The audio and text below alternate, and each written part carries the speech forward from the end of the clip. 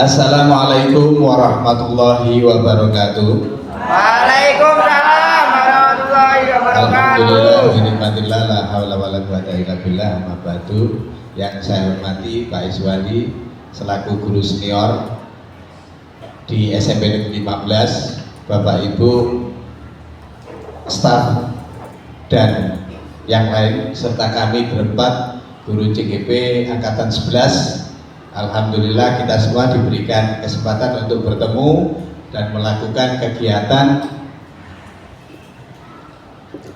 budaya positif kepada panjenengan semua. Oleh karena itu, pagi hari ini kita awali dengan bacaan Fatihah bersama. Ila hadiniyah al-Fatihah.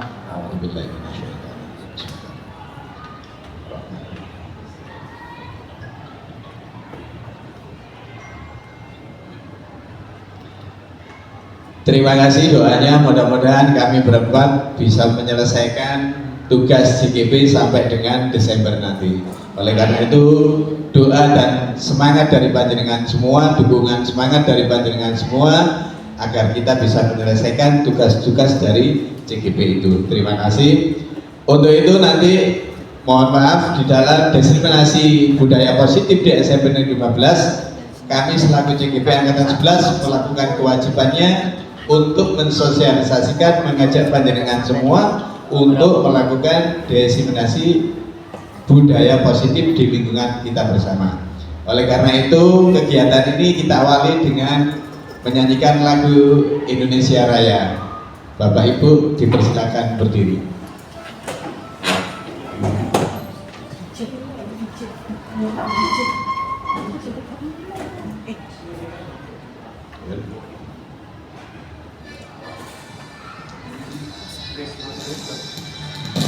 Indonesia tanah airku, tanah tumpah darahku.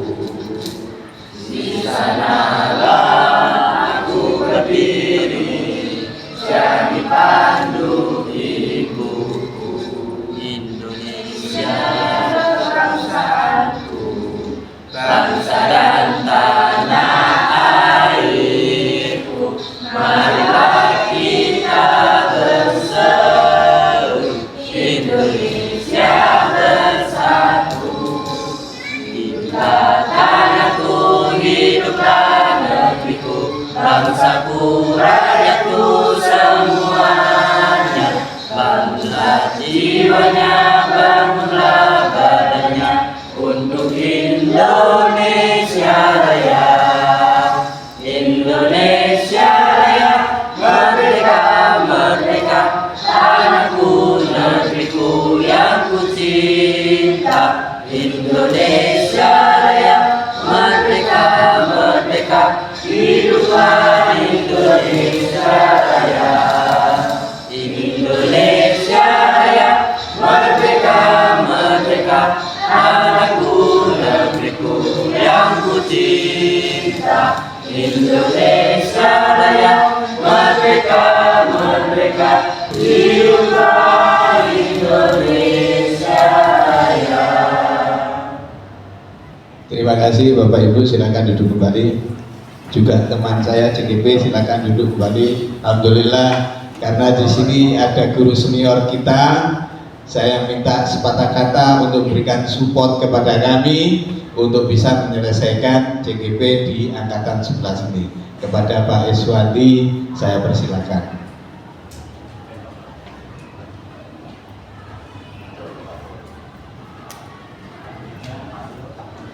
Assalamualaikum warahmatullahi wabarakatuh. Waalaikumsalam warahmatullahi wabarakatuh. Alhamdulillahirabbil alamin. Wassalatu wassalamu ala asyrofil anbiya'i wal mursalin wa ala alihi washabbihi ajmain.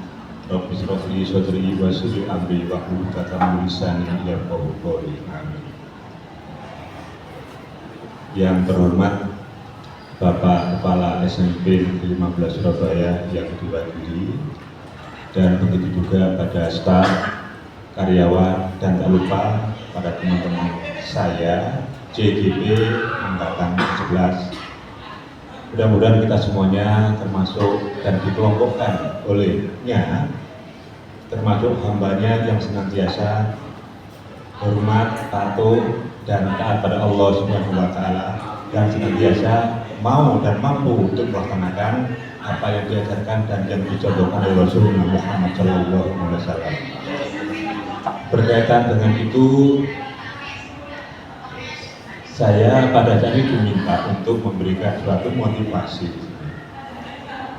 Berkaitan dengan itu, saya ambilkan dari surat Mujadalah, Yarfa'illahu alladzina amanu minkum utul himmat darajat, yang artinya bahwa Allah akan mengangkat yang setinggi-tingginya bagi orang yang berilmu pengetahuan. Berkaitan dengan itu, maka saya sampaikan pada teman-teman saya yang berada di tempat ini, tempat teman saya ini, yaitu sebagai JGB. Pertama, bahwa tidak semua guru yang bisa menjadi JGB. Buktinya sampai sekarang masih ribuan, bahkan puluhan ribu, khususnya untuk di Jawa, lebih kalau di Indonesia bahkan mungkin sampai dengan ratusan ribu.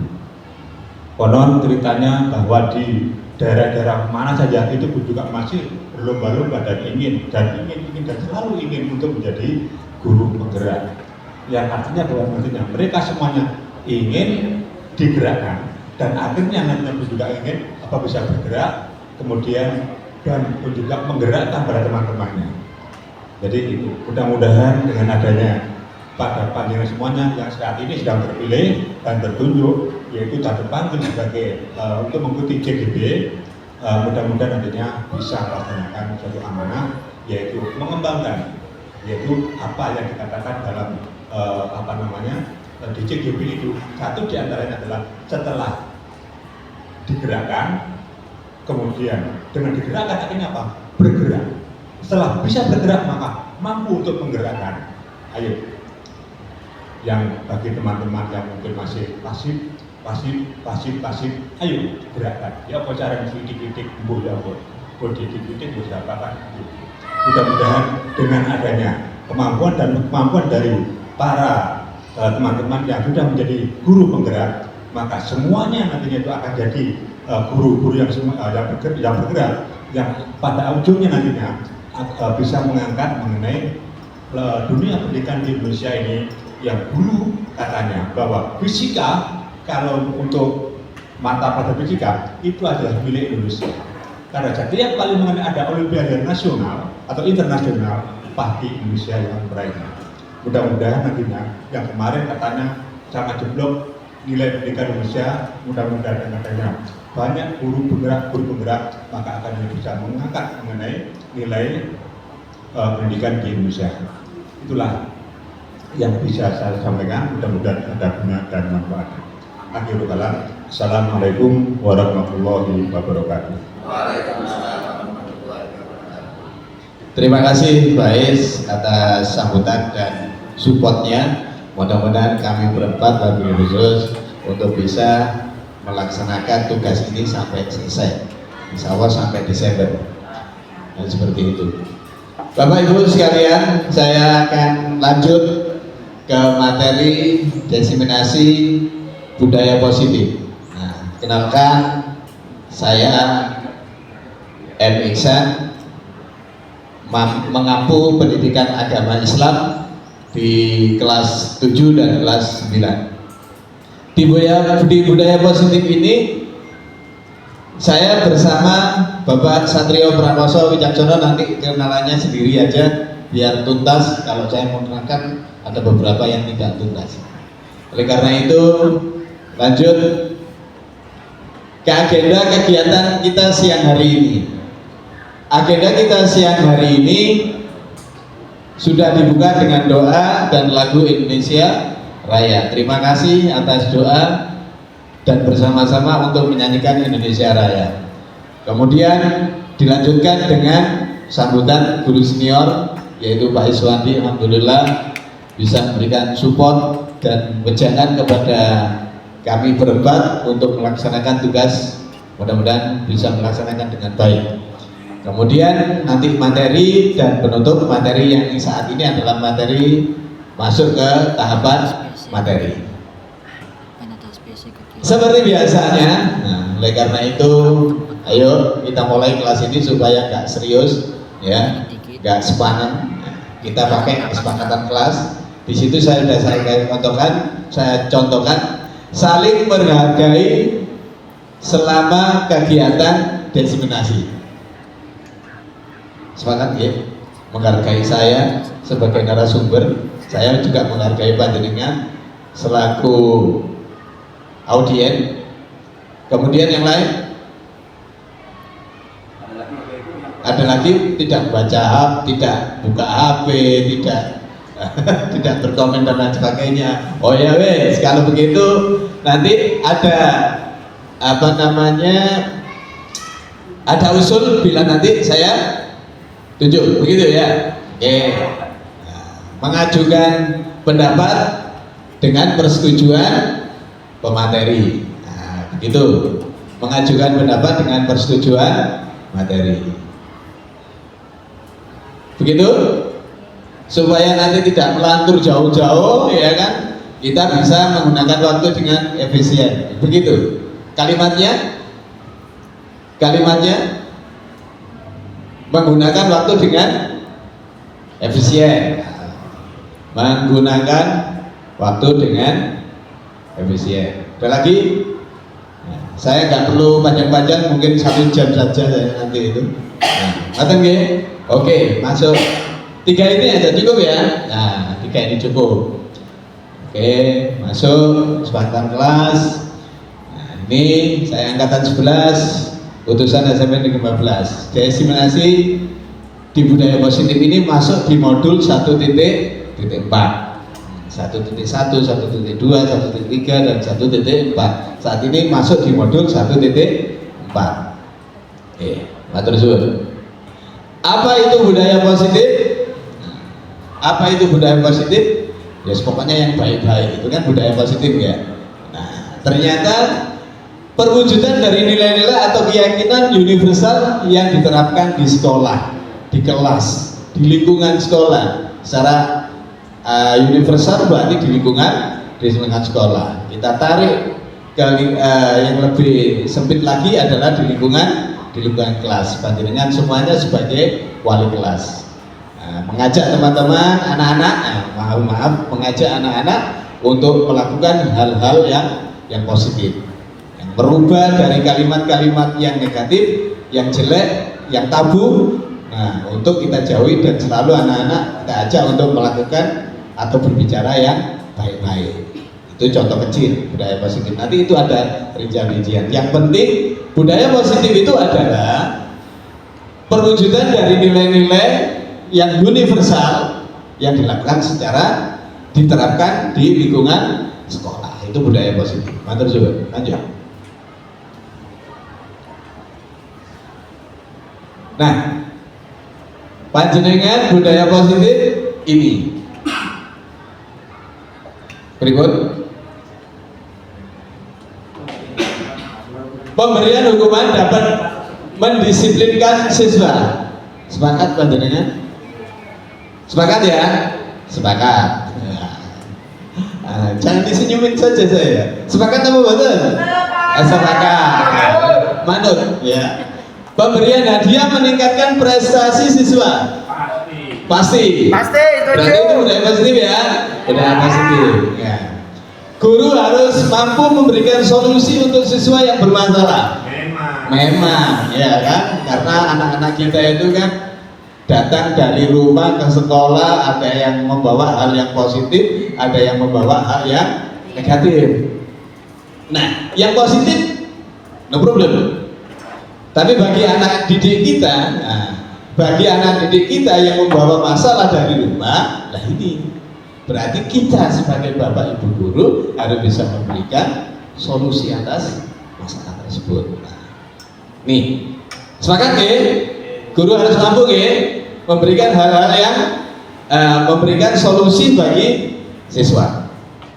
Guru berperan sebagai teman.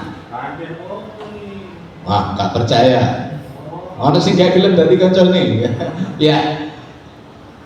Guru berperan sebagai teman, ada kalanya sebagai teman, ada kalanya sebagai orang tua, ada kalanya sebagai sepakat ya? Berarti kita harus memposisikan diri kita, bisa memposisikan diri kita kepada anak didik kita sebagai teman. Sepakat ya? Dari beberapa ini, nah karena Bapak Ibu sudah sepakat kalau ini hal-hal yang positif, mari kita buktikan. Nah, oke, lanjut. Nah, ternyata hal-hal yang positif tadi pembuktiannya di sini ada beberapa materi, 6 materi. 1 jam nggak cukup. Ya. 1, disiplin positif. 2, motivasi perilaku manusia. 3, keyakinan kelas. 4, kebutuhan dasar manusia. Posisi kontrol seorang guru. Segitiga restitusi. Dari keempat yang di atas tadi, masukkah di budaya positif yang ke-6 itu di mana? Jadi seperti itu. Dari disiplin positif, motivasi perilaku manusia, keyakinan kelas atau sekolah, kebutuhan dasar manusia. Gitu. Oke, lanjut. Anda dan teman Anda akan melakukan kegiatan. Cobalah buka, Anda adalah A. Tugas Anda adalah mengepalkan salah satu tangan Anda. Coba Anda bayangkan bahwa Anda menyimpan sesuatu yang sangat berharga di dalam kepalan tangan Anda. Anda perlu menjaga benda tersebut sekuat tenaga, karena begitu pentingnya untuk kehidupan Anda. Oke. Dengan membayangkan mengepal sekuat tenaga, karena di dalam tangan panjenengan semuanya itu adalah ada kebutuhan yang sangat mendesak. Posisi A. Oke. Posisi B. Nah. Mencoba dengan cara untuk membuka kepalan tangan. Oke. Maksudnya pun sampai membuka tangan temannya. Nah, dipaksa. Nah. Teman Anda boleh membujuk, mengintimidasi, memarahi, menggoda, menggelitik, bahkan menawari Anda uang agar Anda bersedia membuka kepalan tangan Anda. Ribut. Mau nggak? Nggak mau. Nggak mau, ya. Loh, praktek. Nah, siap, nggak mau. Iya, jadi seperti itu ternyata ya. Ternyata disitulah ego panjenengan. Jadi kepentingan panjenengan tidak mau dipengaruhi oleh orang lain. Ada kalanya yang bisa dipengaruhi oleh orang lain, ada kalanya sesuatu yang tidak mau dipengaruhi oleh orang lain. Ya, tadi seperti itu. Ada hal yang bisa saya pengaruhi, ada hal sesuatu yang tidak bisa saya pengaruhi. Ya wis, ikarku. Kan begitu. Menerima instruksi dari kepala sekolah. Instruksi dari kepala sekolah, ada sesuatu yang tidak mau jenengan terima. Karena itu instruksi kepala sekolah, oke, saya lakukan. Tapi dalam hati panjenengan menolak kan? Karena panjenengan sebagai kontrol A. Ya. Melakukan instruksi dari kepala sekolah, menjalankan, tapi dalam benak jenengan, karena jenengan itu punya prinsip yang tidak mau dipengaruhi oleh A, oleh kepala sekolah, jenengan menjalankan tapi tidak sepenuh hati. Nah, ini prinsip. Ya. Ketika ada sesuatu hal yang sama dengan kepala sekolah, dengan temannya, tanpa dipengaruhi, tanpa dirayu, tanpa diberi uang, oke, fair play. Ayo bareng-bareng. Ini budaya positif. Ya. Oke, lanjut. Pergeseran teori kontrol menurut William. Ilusi guru mengontrol murid. Ini menurut William. Kita ikuti saja. Teori ini kita ikuti. Panjenengan sebagai seorang guru mengontrol, fungsi panjenengan adalah mengontrol murid. Tidak melakukan pekerjaan dengan baik, tidak mau belajar dengan baik, ini fungsi guru. Menyampaikan materi, ini fungsi guru. Ya. Berarti ini teori kontrol. Panjenengan mengontrol. Anak nggak boleh rame. Anak harus mengerjakan tugas. Anak mengerjakan PR. Ini fungsi kontrol. Kemudian yang kedua, ilusi bahwa semua penguatan positif, efektif dan bermanfaat. Dari ilusi kontrol kepada murid ada membawa hal yang positif, efektif, dan bermanfaat untuk siswa. Itu. Kemudian ilusi kontrol yang ketiga adalah kritik membuat orang merasa bersalah, dapat menguatkan karakter. Ketika anak didik kita ingatkan dengan baik, kita ingatkan dengan sesuatu hal yang membuat mereka merasa bersalah. Pernah merasakan seperti itu? Pernah melakukan seperti itu? Pernah kan? Pernah. Kita mengajar, contoh, si Radit, saya punya siswa, si Radit tidak mengerjakan bahasa Inggris dengan bermalas-malasan. Kenapa? Kita tanya. Adakah? Kenapa anakku Radit kok tidak mengerjakan bahasa Inggris? Kenapa Radit tidak mengerjakan matematika? Kenapa Radit tidak mengerjakan tugas dari saya dan pekerjaan PPKN? Ya, kita ajak. Karena kita sebagai fungsi kontrol, kita ajak. Apa yang dilakukan Radit positif atau negatif? Menurut kita jelas negatif. Kita ajak, kita arahkan untuk hal yang positif supaya si Radit tidak mengerjakan pekerjaan kita, IPS, PPKN dan lain sebagainya. Si Radit merasa dirinya melakukan hal-hal yang negatif. Berarti apa yang dilakukan, perbuatan itu adalah negatif. Dia merasa menyesal. Ya, seperti itu. Kita mengajak ke sana. Kemudian teori yang keempat adalah kita sebagai orang dewasa memiliki hak untuk memaksa. Berarti keempat-empatnya ini pernah juga kita lakukan. Pokoknya kamu harus bisa menyelesaikan sekian dengan waktu sekian. Nah, karena kita merasa dewasa dan dia kalau kita ikut, kita perintahkan pasti mengikuti. Ya, ini fungsi kontrol menurut William. Ada 4 fungsi kontrol kita sebagai guru. Yang pertama adalah sebagai fungsi kontrol, betul-betul kontrol. Kemudian kita mengajak melakukan hal positif, efektif dan bermanfaat untuk diri siswa. Kemudian kita merasa kita ajak anak itu melakukan hal-hal untuk menalar bahwa apa yang dilakukan itu adalah negatif. Kemudian yang ketiga, yang keempat, kita dengan otoriter memaksa murid untuk melakukan suatu pekerjaan. Lanjut. Nah, kita coba ke sini. Ada fungsi stimulan respon, ada teori kontrol. Kita mencoba mengubah orang agar berpendangan sama dengan kita. Ini respon yang tadi. Ada perintah untuk orang lain. Ketika orang itu kita ajak langsung menerima, berarti fungsi respon. Ketika yang sebelah kita berusaha memahami pandangan orang lain tentang dunia atau tentang pekerjaan atau tentang apa, tapi dia menolak. Nah, yang tadi yang prinsip tadi ya. Nah, itu namanya teori kontrol. Ada kalanya orang itu mau kita kontrol dan ada kalanya orang tidak mau kita kontrol. Jadi seperti itu. Ya. Oh, ini di stimulan respon dan teori kontrol. Jadi terima kasih Bapak Ibu semuanya dari segitiga institusi.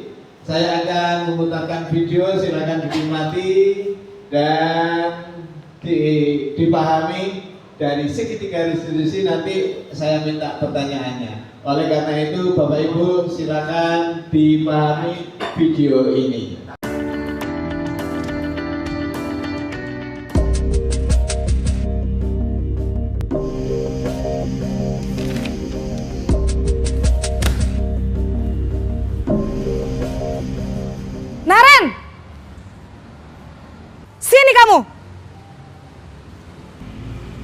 Selamat pagi, Bu. Selalu terlambat. Kamu deh, pasti terlambat. Maaf, Bu. Saya... Apa? Apa coba? Alasan kamu apa lagi? Kapan sih kamu tidak terlambat? Malas sekali ya kamu jadi anak. Saya... Dasar pemalas. Gak kapok-kapok sih kamu. Sudah berapa kali terlambat? Sana. Kamu keliling lapangan basket 2 kali. Kenapa saya harus keliling lapangan basket, Bu? Keterlaluan Ibu. Berani-beraninya jawab sudah terlambat, masih berani jawab pula. Sekarang keliling lapangan basket 5 kali sekalian, biar kapok. Cepat, pergi sana ke lapangan basket.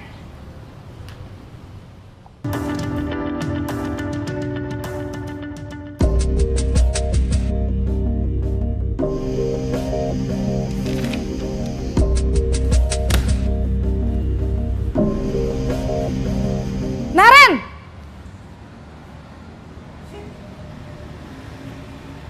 Selamat pagi, Bu. Naren. Kamu kenapa terlambat lagi, Nak? Ya Tuhan, Naren. Kamu senang ya bikin ibu susah ya? Kalau kamu terlambat lagi, nanti ibu yang ditegur bapak kepala sekolah, Nak. Disangka ibu tidak bisa membina kamu. Duh, gimana ini? Maaf, Bu. Duh Gusti Naren. Kamu suka ya kalau ibu ditegur bapak kepala sekolah? Terus, sekarang ibu harus tulis apa ini di buku absen? Ini kamu sudah sering terlambat loh. Ibu harus apa coba? Maaf, Bu. Maaf sekali. Ya sudah, lain kali jangan bikin ibu susah lagi ya nak ya. Ibu tidak akan kuat lagi kalau kamu begini terus.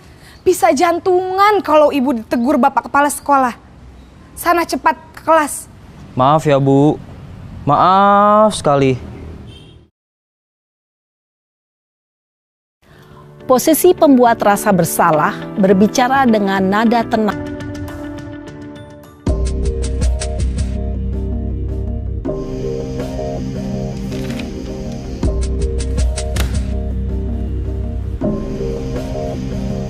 Naren!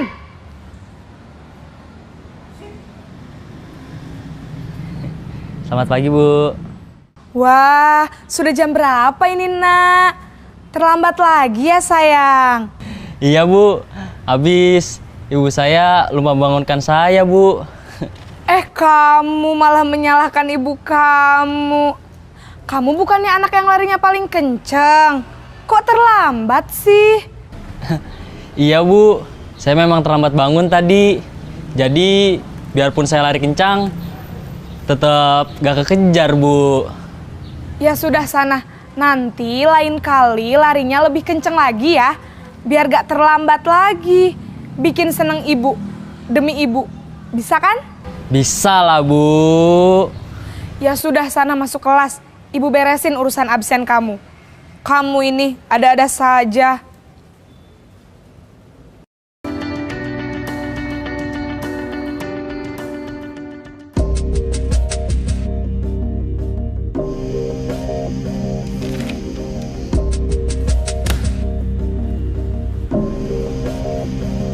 Naren!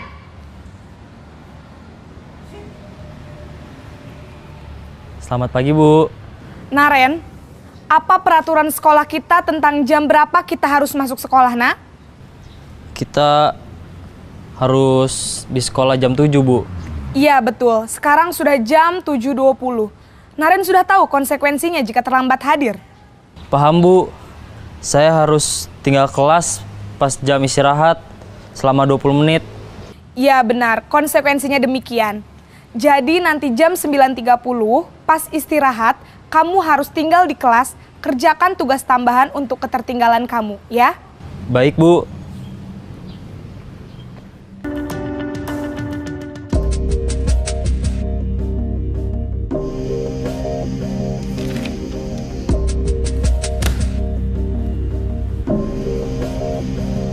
Naren!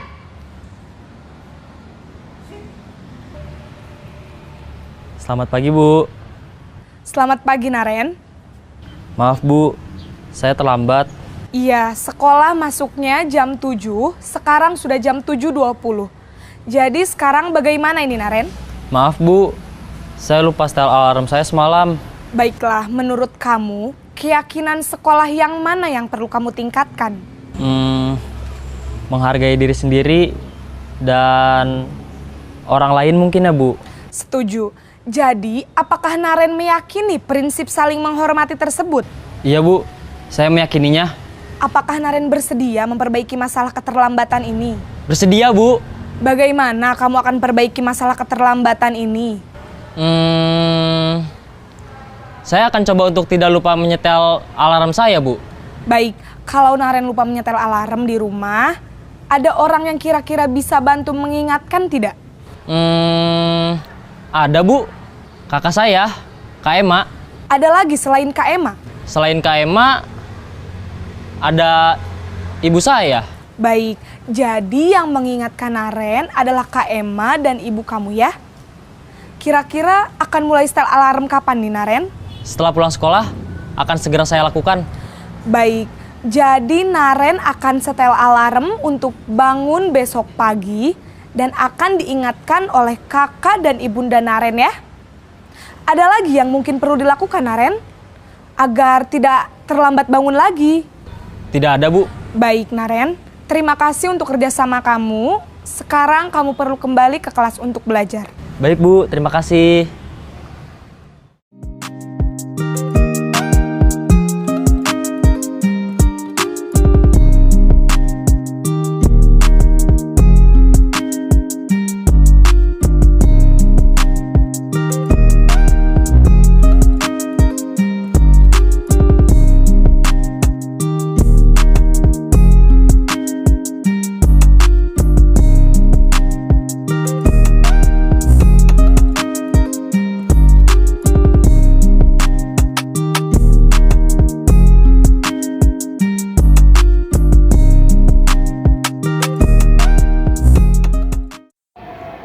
Assalamualaikum warahmatullahi wabarakatuh. Sally, sudah merasa nggak saya dipanggil Pak Iksan? Ya. Ya, saya dengar dari wali kelas dan laporan ketua kelas, anakku habis bertengkar ya. Kenapa? Ya, tadi saya bertanya dengan teman saya, namanya Fano, tadi karena dia itu mencontek tugas saya. Mencontek ya. Terus apa yang kamu lakukan kepada temanmu tadi? Kamu marah-marahnya ya apa? Tadi saya marahnya sih teriak ke dia, memukulnya, terus juga beberapa meja gitu. Oh, sampai mukul-mukul. Iya, Oh gitu. Emosi. Emosinya ya. Wes, saya paham kalau saya sebagai anakku, sebagai Sally, saya memahami itu. Pasti saya akan melakukan hal-hal yang anakku lakukan. Kira-kira baik enggak yang kamu lakukan seperti itu? Saya tahu itu tidak baik, Pak. Ya, oke. Kalau sudah tahu kalau itu tidak baik, kira-kira anakku akan melakukan apa seperti itu? Dan itu kan sudah melanggar kesepakatan kelas yang sudah tertulis di sana. Ya, kesepakatan kelas apa yang kamu lakukan seperti itu tadi? Iya, Pak. Itu kesepakatan yang saya lakukan itu tidak saling menghormati. Menghormati ya, berarti kamu kurang menghormati, kurang menyadari begitu. Nah, berarti itu tidak baik ya. Iya, Pak. Nah, terus anakku kira-kira yang harus lakukan ketika melakukan kesalahan ya apa seperti itu? Harusnya saya berminta maaf ya kepada teman saya, juga lalu memberi wawasan bahwa mencontek itu gak baik dan seharusnya dia bisa mengerjakan yang mengerjakannya sendiri. Karena punya kemampuan juga ya. Iya, Pak. Ya, berarti anakku sudah berusaha itu melakukan kesalahan kalau tidak sesuai dengan kesepakatan kelas, sudah tahu anakku kalau melanggar itu sebagai tidak kurang menghormati orang lain. Oke, berarti sedia untuk minta maaf ya. Siap ya. Oke, terima kasih anakku, mudah-mudahan baik untuk kamu lakukan dan Pak Ihsan juga akan mengerti apa yang kamu lakukan seperti itu. Oke, kalau kamu mau minta maaf, ya saya cukupkan sekian. Terima kasih. Silakan boleh kembali ke kelas. Pak, makasih. Ya. Maaf ya, Pak. Ya. Assalamualaikum. Waalaikumsalam warahmatullahi wabarakatuh. Assalamualaikum warahmatullahi wabarakatuh. Sebelumnya perkenalkan, nama saya Serlia Frilia Putri dari kelas 9B. Di sini saya mengucapkan terima kasih kepada Pak Iksan karena di sini saya sangat senang bisa menyelesaikan masalah dengan berdiskusi bersama. Mungkin sekian yang dapat saya sampaikan. Terima kasih. Wassalamualaikum warahmatullahi wabarakatuh.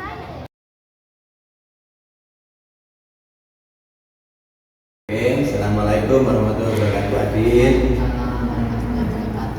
Ya, sadar nggak Pak Adit saya panggil ke sini? Iya Pak. Saya dapat laporan dari wali kelas, dari ketua kelas sampean. Kalau Adit itu sering terlambat, benar? Iya Pak. Oh gitu. Kira-kira dalam minggu-minggu ini berapa kali Adit melakukan keterlambatan untuk masuk sekolah? 3 kali Bapak. 3 kali apa lebih dari 3 kali? 3 kali. Oh 3 kali ya. Nah kira-kira apa penyebab sampean kok terlambat masuk sekolah? Saya sering tidur malam Pak. Main game. Main game. Iya. HP ya, Iya, berarti Pak. menggunakan HP. Oh gitu. Main game, HP. Kira-kira menurut Adit baik tidak itu? Tidak Pak. Tidak ya. Nah, oleh karena kalau itu tidak baik, terus kamu berusaha untuk bisa melakukan kebaikan itu, kira-kira solusinya apa? Saya akan tidur lebih cepat agar besok tidak terlambat Terlambat ke lagi sekolah. ya. Oke. Untuk bisa melakukan itu kan juga melanggar kesepakatan bersama. Dari keterlambatan itu berarti sampean melakukan pelanggaran yang bentuknya Kedisiplinan siswa Pak. kedisiplinan siswa, terlambat datang ya. Sampean Adit sudah sadar kalau itu tidak baik, akan melakukan kebaikan dengan tidur lebih awal supaya sampean bisa disiplin, bisa masuk kelas selalu. Terima kasih anakku, mudah-mudahan dengan kedisiplinan itu nanti anakku bisa lebih baik. Bisa masuk kelas. Makasih Mas ya. Makasih, Pak Isan. Siap berubah? Siap. Siap, ya wes. Terima kasih. Assalamualaikum. Waalaikumsalam warahmatullahi wabarakatuh. Halo teman-teman, perkenalkan nama saya Raditya Zaki dari kelas 9B. Terima kasih Pak Isan, saya sangat senang sekali berdiskusi dengan Pak Isan agar saya tidak terlambat lagi ke sekolah. Terima kasih Pak Isan. Jadi untuk sementara itu ya, biar dilanjut Pak Satrio. Baik, mohon izin Bapak Ibu Guru Senior dan rekan-rekan sejawat. Assalamualaikum warahmatullahi wabarakatuh. Waalaikumsalam warahmatullahi wabarakatuh. Kok kayaknya lemes nih? Belum semangat atau belum sarapan? Udah makan? Baik. Ini izin saya buka dengan pantun dulu ya Bapak Ibu ya. Saya udah belum. Saya izin saya buka dengan pantun. Pergi berlayar ke Kolombia. Minum jus tomat dicampur pepaya. Apa kabar Bapak Ibu Guru semuanya? Alhamdulillah. Semoga selalu sehat dan bahagia. Terima kasih. Sebelum saya lanjut ke materi, tadi udah saya buka dengan pantun. Biar lebih semangat lagi, saya kasih es begini, boleh? Boleh. Oke, sepertinya tadi udah lama duduk. Ayo minta tolong, mohon duduk berdiri semuanya. Berdiri dulu ya. Untuk peregangan badannya seperti relaksasi. Baik, kita seperti lagu-lagu yang anak-anak ya apa ya. Jadi kita mengenal bagian-bagian tubuh nih. Ada Bu Ipa, ada Pak Iswandi, terus ada Bu Ipa ya. Bu Febri ya, Bu Febri. Terima kasih. Baik, kita mengenal bagian-bagian tubuh dulu dengan nyanyian. Mohon izin bisa memegang kepalanya nanti ya bagian-bagian.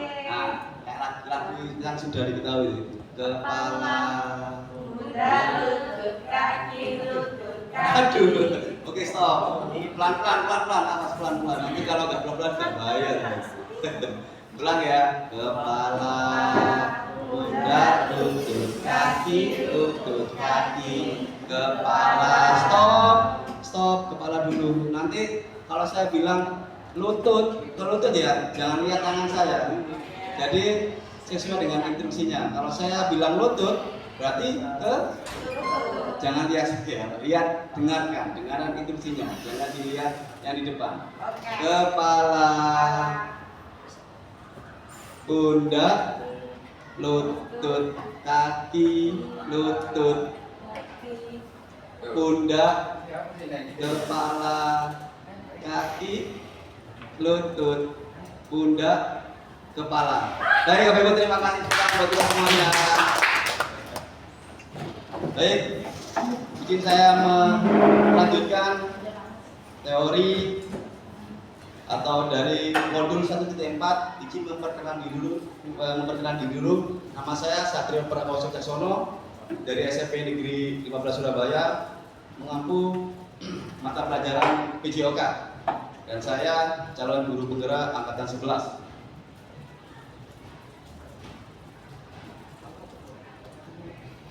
Nah, ini seperti yang sudah saya sampaikan untuk perkenalkan diri saya. Bisa dilanjut Pak Isyaf untuk materi yang keempat. Baik, izin Bapak Ibu, di sini saya akan menyampaikan materi lanjutan dari teori budaya positif dari kebutuhan dasar manusia. Jadi setiap manusia itu mempunyai kebutuhan dasar, dan di sini ada lima kebutuhan dasar yang dimiliki oleh setiap manusia. Kalau kita di sekolah dan mengacu kepada murid, ya. Jadi orientasinya ke murid. Jadi yang pertama ada kasih sayang dan rasa ingin diterima. Lalu kesenangan, penguasaan, kebebasan, dan yang terakhir adalah bertahan hidup. Lanjut. Nah, ini kasih sayang. Jadi kita orientasinya kita mengacu kepada murid. Kita sepakati dulu kepada murid. Nah, kasih sayang atau eksis. Apa itu contohnya? Yaitu ada contohnya ingin disukai, diterima, akrab dengan orang tuanya, belajar karena suka pada gurunya, teman sebaya sangat penting. Nah, ini juga suka bekerja dalam kelompok. Jadi kalau kita praktekkan di kehidupan sekolah atau di lingkungan sekolah pendidikan ini, ya ini murid itu kebutuhannya seperti ini, kasih sayang. Selanjutnya ada penguasaan, bisa, mampu, atau misteri. Jadi ini ada contoh-contohnya. Ingin menjadi pemimpin, mengamati sebelum mencoba hal, merasa kecewa bila melakukan kesalahan, sangat rapi dan sistematik, dan terakhir ingin mencapai yang terbaik. Jadi murid-murid ini mempunyai atau kebutuhan manusianya seperti ini. Lagi Baisan, kesenangan atau fun. Murid itu ingin menikmati apa yang dilakukan, jadi dengan dunianya sendiri seperti itu. Lalu konsentrasi tinggi saat mengerjakan hal yang disenangi. Jadi concernnya apa, pasti murid sukanya itu. Lalu suka permainan atau kolektor, suka bergurau, melucu, saling bercandaan antar sesama murid. Lalu menggemaskan, bahkan saat bertingkah laku buruk. Jadi murid kan ada masa saat lucu-lucunya seperti itu. Lanjut ada kebebasan atau freedom. Jadi menginginkan pilihan, bebas menentukan pilihan apa yang dia inginkan. Perlu bergerak, suka mencoba-coba, jadi trial and error terus apa sebagai untuk pembelajaran. Lalu tidak terlalu terpengaruh orang lain. Jadi dia punya yang masih namanya masih anak-anak, masih siswa, masih masa peralihan. Jadi sifat untuk egonya itu bisa dibilang tinggi. Senang mencoba hal baru dan menarik. Nah, ini experience untuk memiliki pengalaman. Jadi murid itu selalu ingin mencoba hal baru dan menarik, suka tantangan seperti itu, challenge. Selanjutnya Pak Isan. Nah, ini yang kelima yaitu posisi kontrol guru. Nah, tadi kita bahas kebutuhan manusia yang kita yakini disepakati untuk murid. Sekarang poin yang kelima, posisi kontrol guru. Nah, ini ada 5. Jadi posisi kontrol kita sebagai guru atau pengajar ada 5. Yang pertama sebagai penghukum, yang kedua membuat merasa bersalah, ketiga teman, keempat sebagai pemantau, dan kelima kita sebagai manajer.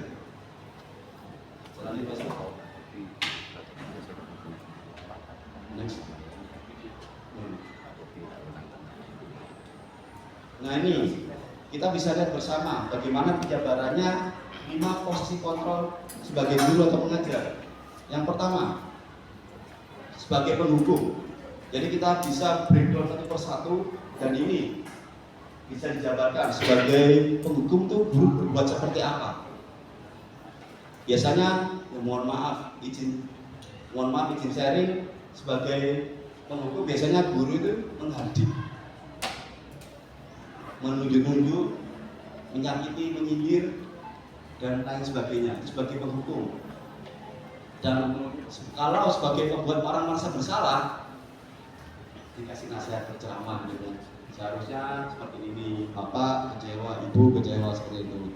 Dan sebagai teman, nah ini membuat alasan-alasan untuk muridnya.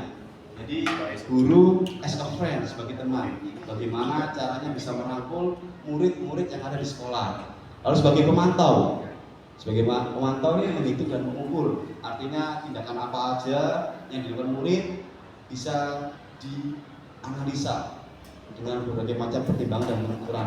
Dan sebagai manajer mengajukan pertanyaan-pertanyaan. Nah ini ada bedanya. Lalu bisa diturunkan lagi, guru berkata apa, kamu tidak melakukan, awas ya rasakan. Sebagai penghukum, dan kita bedakan ke membuat orang merasa bersalah. Kamu seharusnya, kamu tahu ibu lelah sekali mengatakan, jadi membuat murid itu merasa bersalah atas apa yang dikatakan oleh gurunya. Lalu sebagai teman, nah ini sebagai teman, jadi guru lebih merangkul, artinya membersamai murid seperti itu. Ayolah lakukan demi ibu. Masa kamu tidak tahu? Ingat, tidak, ibu pernah bantu. Jadi sebagai murid merangkul antara guru dan murid. Sebagai pemantau, jadi merefleksikan, menanyakan apa peraturannya jika murid terjadi melakukan suatu perbuatan yang melanggar keyakinan kelas. Lalu sebagai manajer, nah ini sebagai manajer lebih dalam lagi. Jadi tadi apa yang kita yakini, apa bisa kamu kerjakan, jadi ditanyakan ke murid untuk lebih dalam mendapatkan informasi. Ya diturun lagi hasilnya ini. Hasilnya kalau sebagai guru, sebagai hukum, mentak menyalahkan orang lain. Turun lagi, ini kan murid melakukan guru di luar, impactnya negatif kalau penghukum. Nah kalau membuat orang merasa bersalah, seperti ini juga bisa dilihat hasilnya seperti menunjukkan menyangkal berbohong. Jadi nanti kalau murid dipres, disudutkan, impactnya seperti ini. Lalu sebagai teman, ketergantungan. Jadi merasakan ketergantungan terus menerus.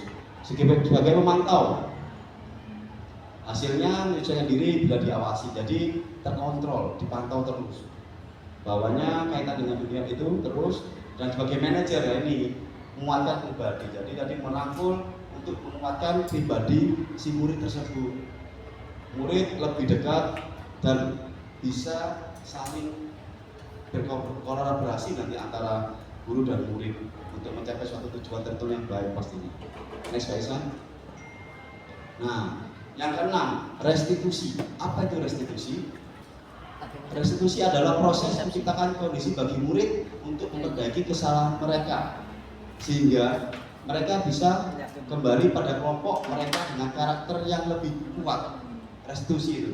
Jadi sebelumnya ada 3 bahasan, yaitu hukuman, konsekuensi, dan restitusi. Nah ada 3 ini yang jikalau murid terdapat permasalahan. Karena apa? Tidak mungkin dan pasti setiap sekolah itu mempunyai permasalahan di muridnya ini. Karena apa? Dinamika murid itu selalu berkembang. Perkembangannya sangat dinamis, cepat dan pesat dengan seiring perkembangan teknologi yang ada ini. Nah, hukuman itu singkat ceritanya, shortcutnya itu memberikan impact yang negatif. Hukuman. Kalau ini konsekuensi itu juga ada istilahnya punishment and reward. Jadi konsekuensinya apa ditanyakan, itu juga nanti mengakibatkan ketergantungan. Karena kalau saya nanti beranggapan muridnya kalau baik terus dapat reward, nanti ketergantungan. Tidak ada nilai atau sisi tanggung jawab kemandirian dari murid tersebut.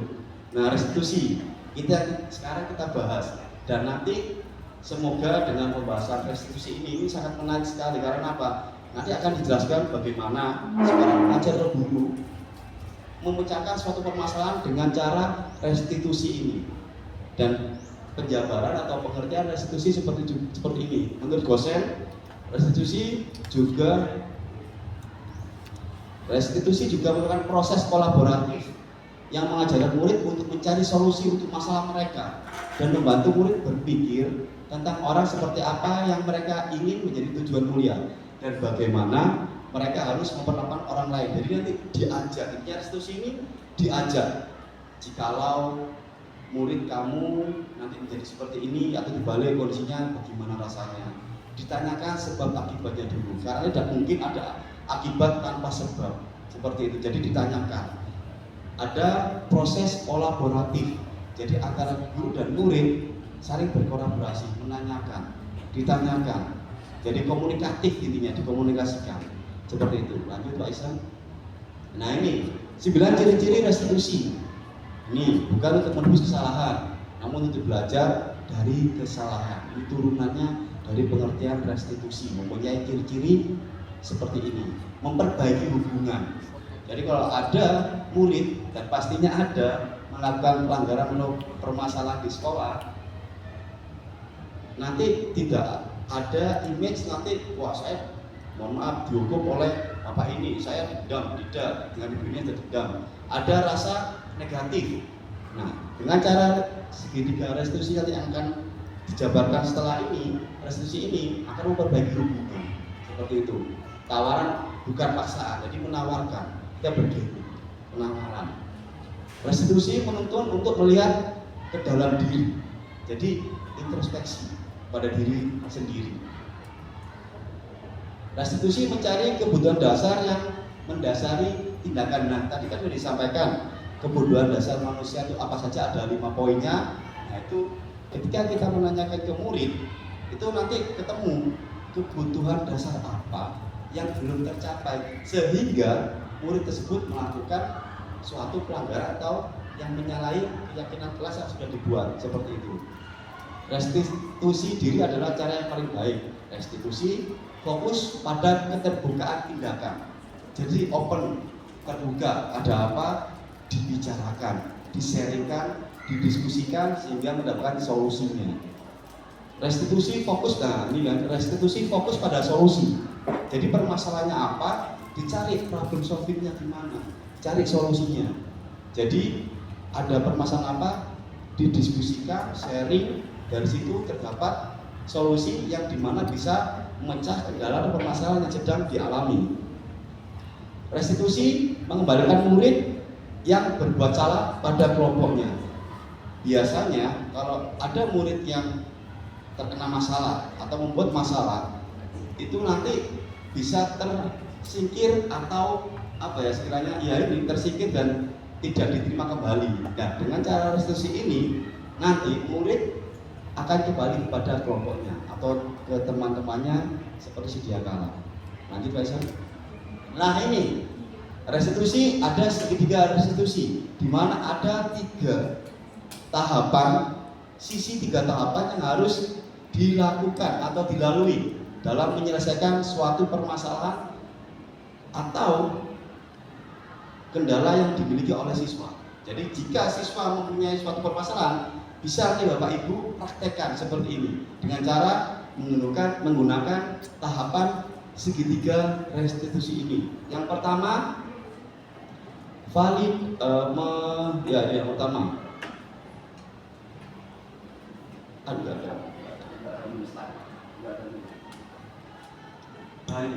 yang pertama menstabilkan identitas. Jadi distabilkan dulu. Kalau murid ketika mempunyai masalah, dia pasti akan meledak-ledak. Emosinya tidak terkontrol, marah. Emosi tidak hanya marah, sedih. Ketika murid mempunyai masalah yang buat sedih, pasti menangis. Itu juga suatu emosi. Kalau yang tidak suka atau ada emosi ada kemangkelan atau kejengkelan dalam diri, pasti akan marah-marah. Jadi emosi tidak hanya marah, sedih, kecewa, senang, sedih, nangis, itu juga emosi. Nah ini bisa nanti dicontohkan seperti ini. Jadi menstabilkan identitas, distabilkan dulu, dinetralkan untuk membuat anak merasa gagal karena berbuat salah menjadi positif terhadap dirinya.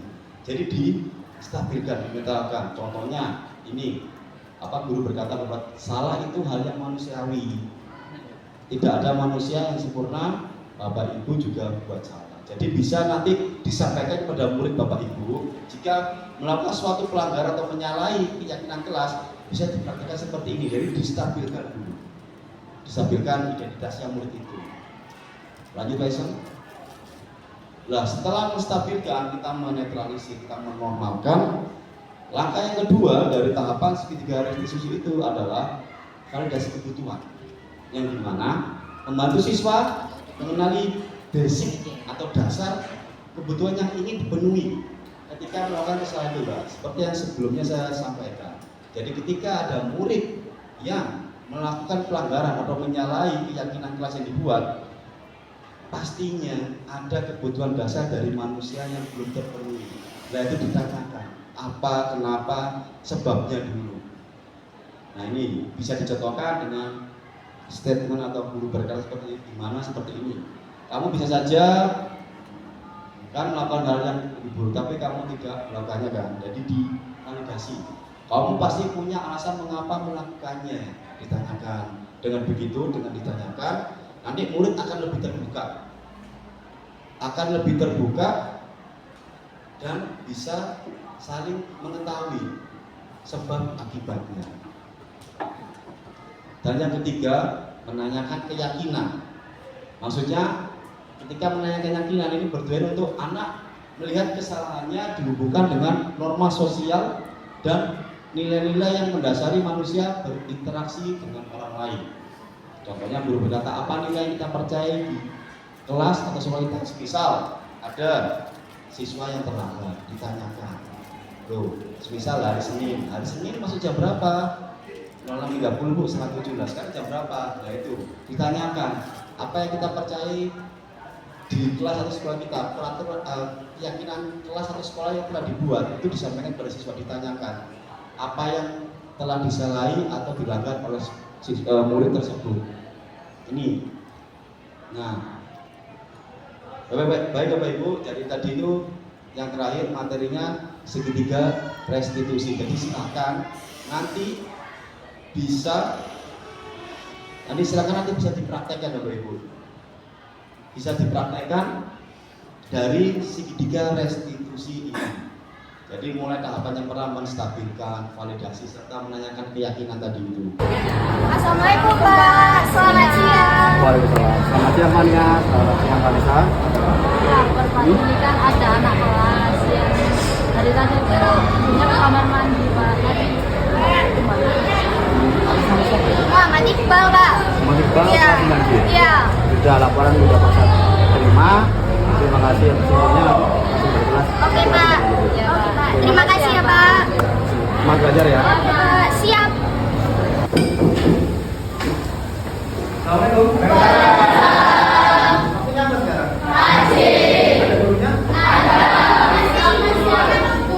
Masih keluar. Ada yang namanya Muhammad Iqbal. Ya, Iqbal, nanti kita tolong ketika istirahat. Baik, terima kasih. Assalamualaikum.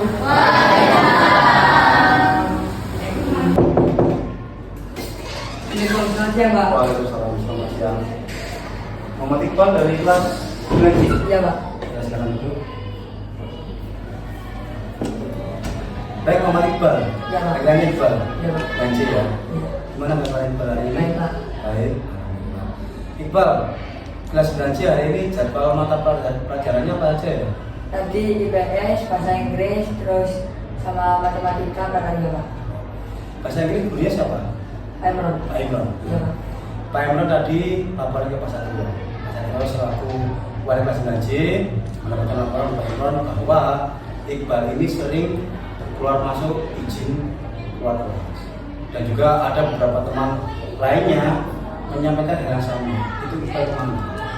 Saya belajar ke kamar mandi. Ke kamar mandi. Tapi kok lama? Yakin hanya ke kamar mandi? Enggak, sama ini Pak, mampir ke kantin Pak. Kantin ngapain? Mau sarapan Pak? Sarapan? Iya. Lu nggak sarapan di rumah kan? Enggak, rasanya kesiangan. Oh, hari ini Iqbal kesiangan? Iya. Jadi Iqbal hari ini kesiangan? Iya. Keburu-buru sehingga tidak sempat sarapan di rumah.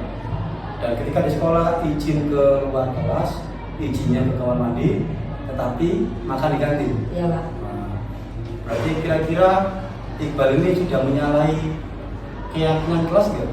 Iya. Ya, apa aja yang keyakinan kelas yang Iqbal tahu? Budaya positif, terus sama perlu belajar, sama saling menghargai. Nah, berarti yang pertama budaya positif, yang kedua perlu belajar dan saling menghargai. Iya, Pak.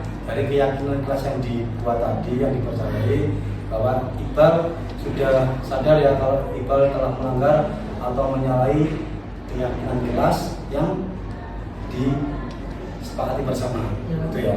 Baik, Iqbal, Pak Satrio tahu setiap orang itu pasti melakukan kesalahan dan tidak ada manusia yang sempurna, ya kan? Nah, dari perbuatan Iqbal tadi, Iqbal sudah meyakini bahwa Iqbal telah melanggar atau menyalahi keyakinan kelas. Benar ya? Mulai dari budaya positif, perlu belajar, dasar menghargai. Nah, kira-kira Iqbal kedepannya gimana dari kejadian ini atas perbuatan Iqbal? Lebih baik, Pak. Lebih baik ya. Ya, jadi dari keyakinan kelas yang tadi Iqbal sebutkan, ada yang belum Iqbal praktekkan belum? Ya. Ada yang belum, ada yang bisa menghargai. Artinya apa? Ada temannya yang ngasih tahu Iqbal tapi Iqbal ditinggalkan. Perlu belajar bahwa Iqbal setiap murid, setiap pelajar tugasnya belajar kan? Ya. Nah, tapi Iqbal malah keluar masuk kelas. Itu kan juga kurang belajarnya dan budaya positif. Jadi sudah ada banyak guru sekolah, tapi Iqbal malah buat aturan sendiri yang semena-mena. Selanjutnya Iqbal apa? Tingkat baik selanjutnya ke Pak Imron gimana? Mau minta maaf. Ya, nanti Iqbal bisa ke Pak Imron, minta maaf, mengakui salah Iqbal dan berjanji Jangan melanggar. dalam sudah. Itu aja Iqbal ya. Asal Satrio tetap semangat belajar, ya, tetap semangat belajar. Ayo tunjukkan Iqbal bisa menjadi lebih baik sesuai dengan profil pelajar Pancasila. Pak Iqbal, silakan setelah ini kembali ke kelas untuk melanjutkan belajarnya. Iqbal. Terima kasih. Assalamualaikum, Pak. Perkenalkan, nama saya Muhammad Iqbal Saputra dari kelas 9C. Kemarin saya melakukan pelanggaran yaitu keluar masuk kelas. Dan saya minta maaf, berjanji tidak akan mengulangi lagi.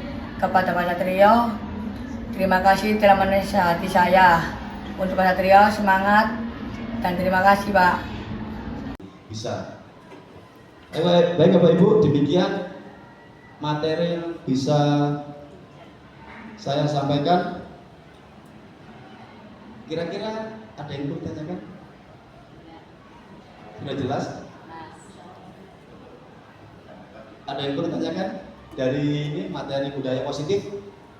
Baik, besar harapan kami setelah sharing ini Bapak Ibu dan kita semuanya saling berkolaborasi membuat budaya positif yang seperti disampaikan oleh saya dan Pak Ihsan dan selanjutnya oleh Pak Jimmy dan Pak Bobi. Kita bersama-sama berkolaborasi menciptakan budaya positif di lingkungan sekolah. Oke, baik, tadi dibuka dengan pantun dan izin saya akhiri dengan pantun juga. Pergi ke Irian beli terasi, ke dapur mencari hewan kafur. Demikian hasil presentasi hari ini. Matur nuwun. Baik, Ibu, mohon maaf kurang lebihnya. Terima kasih. Assalamualaikum warahmatullahi wabarakatuh.